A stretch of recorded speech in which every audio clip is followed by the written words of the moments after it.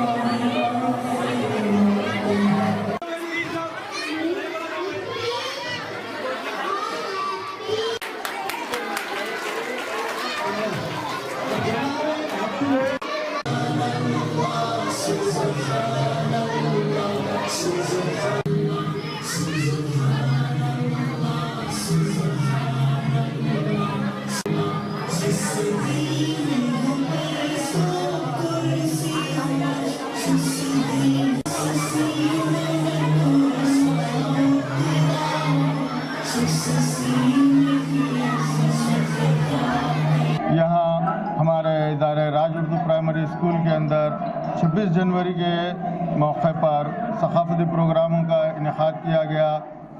जमात अव्वल तक नहुम के तलबा और तालिबात ने बढ़ चढ़ कर हिस्सा लिया। तकरीबन 900 से ज़ायद तलबा की शमूलियत रही, जिनमें से तकरीबन 250 तलबा ने इन प्रोग्रामों में हिस्सा लिया।